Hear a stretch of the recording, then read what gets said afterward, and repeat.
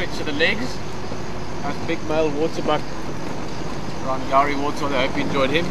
And we're just still covering ground. As you can see, we're on quite a long straight road here. This is one of the boundary roads, so on northern boundary.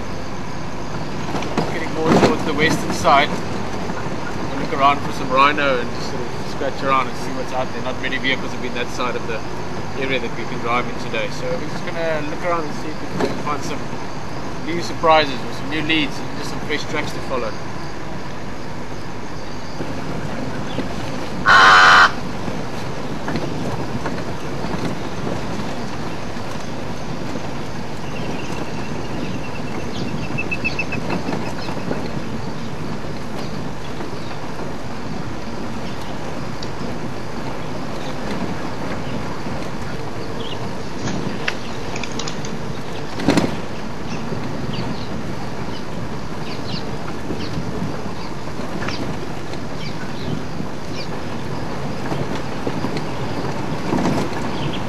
Impala! Some medium-sized bird just coming up in front of us. Check it out a little bit.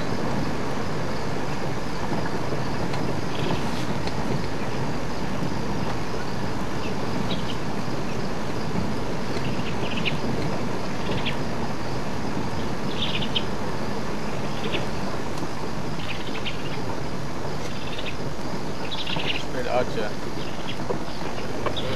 Forward.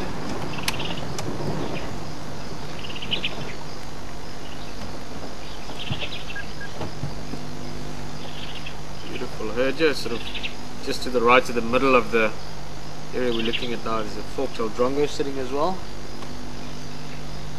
Flying away now. All I saw.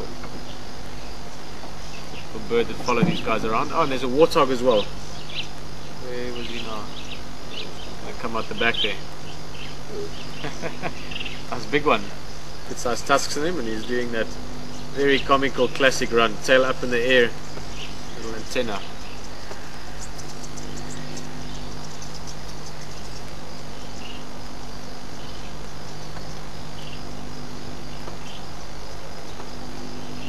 Beautiful male, look at him. Look at his face as well before he turns again. You'll see he's got two sets of warts, the big set sort of either side of the eyes, and then lower down the face just before the tusks. It's got another set. Your female warthogs, oh, and it's got an oxpecker as well. Such comical creatures. The female warthogs don't have that lower set of warts, they've only got the higher up set. One of the ways to distinguish between the two different sexes.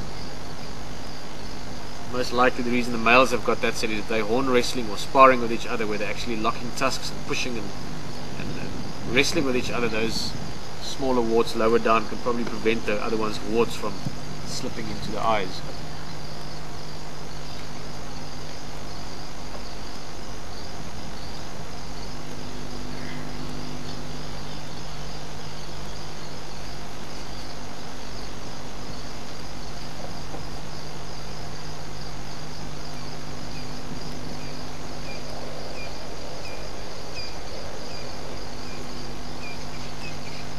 Lots and lots of impala. A big group, probably about 30, 40 odd. Come dark time or sunset, I want to be in an open clearing, especially with this kind of weather, especially with the wind blowing quite a bit. I prefer being in a more open area for the night. During the day they would have been more in the bush here where they can be sheltered a bit, but at night they want to be able to hear and see around them. So if it's overcast, obviously it's even darker. You don't get the natural starlight and moonlight helping as much. So be in a place where they can detect predators easily.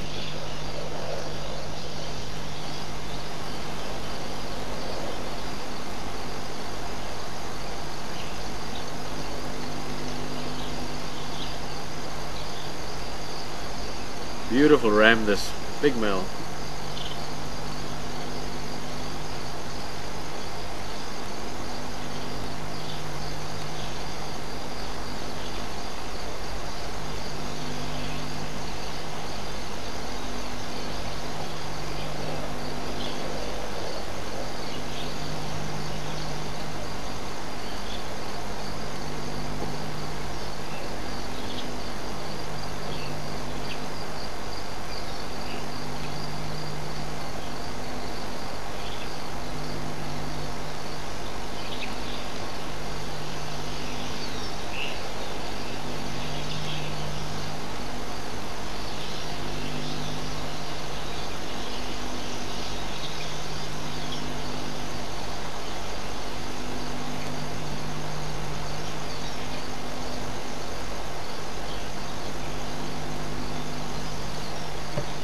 Impala sighting. That warthog was fun as well. Warthogs are one of those animals that have got maybe not the best looks in the world. It might be a bit short when it comes to that. Shoulder here.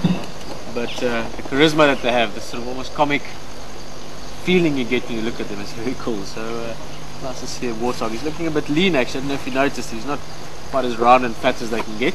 We are getting towards the end of winter now, and especially warthogs, they can feel it quite a lot. Not as many succulent roots and things for them to dig up and eat, but they'll be fine.